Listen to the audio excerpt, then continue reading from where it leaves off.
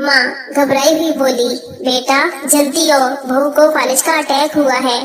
मुंह टेढ़ा, आंखें ऊपर, गर्दन घूम गई है। बेटा बोला, रहने दे अम्मी, वो सेल्फी ले रही है।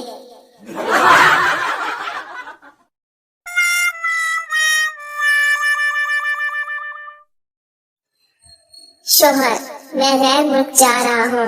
बीवी, इंडिया जाओ तो साड़ी भेजना, दुबई जाओ तो ज्वेलरी भेजना, फ्रांस जाओ तो परफ्यूम भेजना।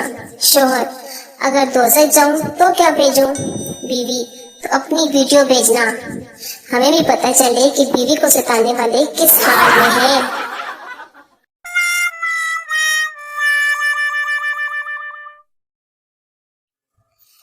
जिंदगी में बहुत गुनाह किए हैं, लेकिन कभी पाइप को पैप, बल्ब को बल्ब, पार्क को पार्क, बिस्किट को बिस्कोट नहीं बोला।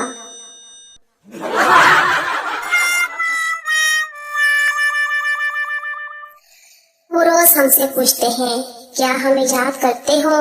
अब उसे कौन बताए कि याद करना इतना ही आसान होता तो हम अपनी क्लास में टॉप ना कर लेते।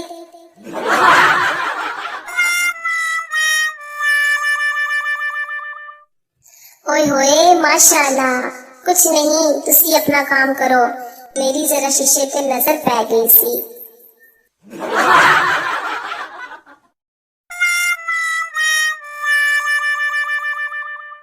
मैंने कभी ईंट का जवाब पत्थर से नहीं दिया, बल्कि वही ईंट उठाकर मार दी। अब पत्थर कौन ढूंढे?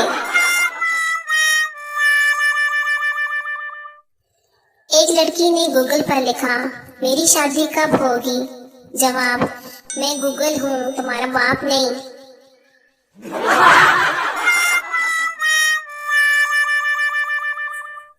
एक्सरे की रिपोर्ट के बारे में चाहे बंदा कुछ भी ना जानता हो, लेकिन एक बार ऊपर करके देखता जरूर है, जैसे बहुत बड़ा डॉक्टर हो।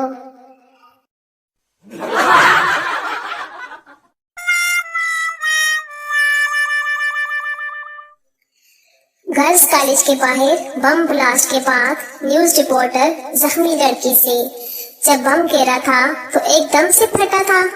लड़की गुस्से से, जी नहीं, वो आहिस्ता से हमारे करीब आया और नहायत अदब से, प्यार से, एहतराम से झुक कर और शर्मा कर बोला, बाजी था।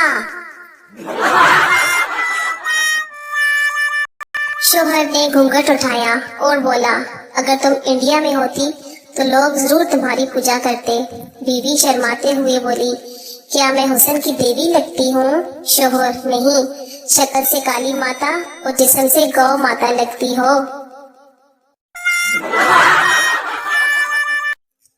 पाकिस्तान में चाय की अहमियत। सर में दर्द, चाय बना लो। थकन हो रही हो, चाय बना लो। मेहमान आ रहे हैं, चाय बना लो।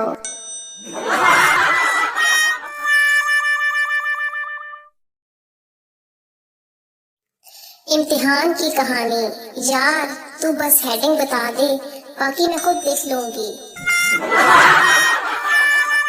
खातून की शॉपिंग। दुकानदार खातून को कपड़े दिखा दिखा कर थक गया, आखिर बोला, मुझे अफसोस है आपको कपड़ा पसंद नहीं आया।